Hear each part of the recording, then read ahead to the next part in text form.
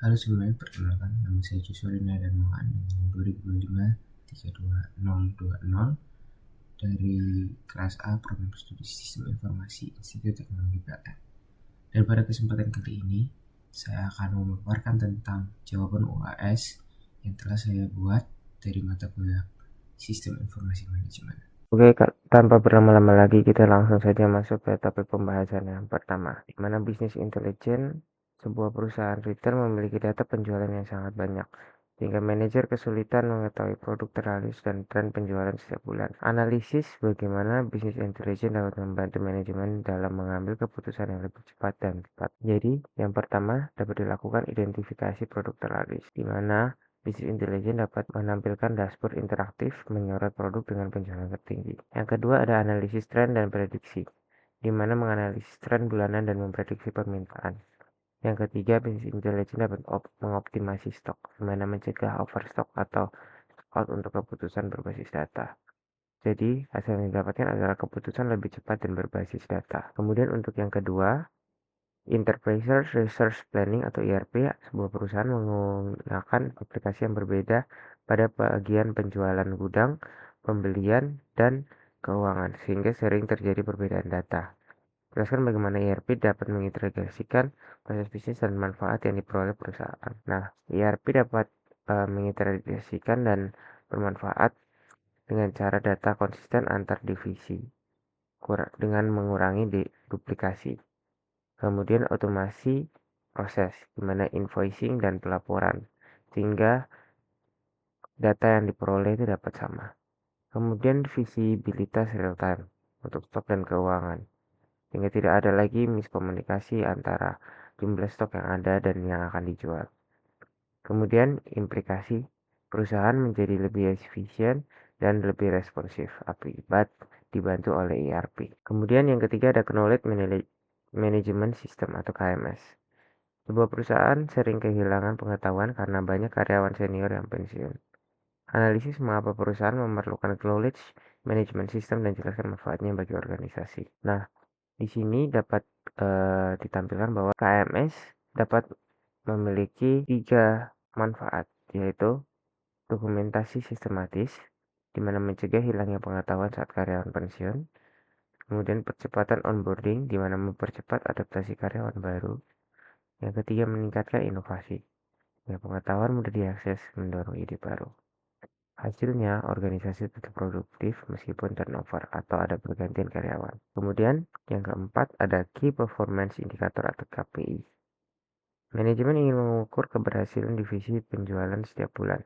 Jelaskan apa yang dimaksud KPI dan berikan 3 contoh indikator yang dapat digunakan untuk mengukur kinerja divisi penjualan. Jadi, KPI itu memberi gambaran jelas apakah tim mencapai tujuan. Nah, 3 indikatornya yang dapat kita lihat yaitu revenue versus target, di mana persentase pencapaian target penjualan, kemudian win rate atau rasio prospek yang menjadi pelanggan, kemudian average deal size, di mana rata-rata nilai transaksi. Kemudian balance scorecard. Balance scorecard selama ini perusahaan hanya menilai keberhasilan berdasarkan keuntungan. Analisis mengapa perusahaan perlu menggunakan balance scorecard dan menjelaskan 4 perspektif yang digunakan dalam metode tersebut. Jadi perusahaan membutuhkan balance scorecard dengan tujuan untuk memberi pandangan holistik atas kinerja organisasi. Kemudian 4 perspektif yang digunakan yaitu financial, customer, internal process, dan learning and growth. Selanjutnya kita berpindah ke supply chain management. Sebuah perusahaan mengalami keterlambatan pengiriman barang dari pemasok sehingga pelanggan harus menunggu lebih lama. Jelaskan bagaimana SCM atau supply chain management dapat membantu meningkatkan efisiensi rantai pasok perusahaan. Jadi, SCM dapat membantu dengan 3 cara, yaitu visibilitas real time, otomasi proses, dan hubungan dengan pemasok, di mana visibilitas real time membantu memonitoring stok dan pengiriman secara langsung. Kemudian otomasi proses, yaitu kurangi keterlambatan melalui otomasi. Terus kemudian hubungan dengan pemasok, yaitu kolaborasi yang lebih kuat menurunkan biaya. Hasilnya, pengiriman tepat waktu, biaya lebih rendah, dan kepuasan naik. Berpindah ke yang ketujuh, yaitu bullwhip effect. Dua minimarket memesan barang dalam jumlah besar karena memperkirakan permintaan akan meningkat. Tapi ternyata permintaan tetap normal sehingga stok menumpuk di gudang. Analisis penyebab terjadinya bullwhip effect dan memberikan contoh untuk menguranginya. Terkait solusi. Jadi, untuk yang bullwhip effect, penyebab terjadinya yaitu forecast salah, order batching, promosi, cord gaming. Dan solusi yang bisa dilakukan yaitu berbagi data real time, kurangi batching, dan stabilkan harga sehingga kurangi stok berlebih dan biaya. Kemudian kita berpindah ke Gancar.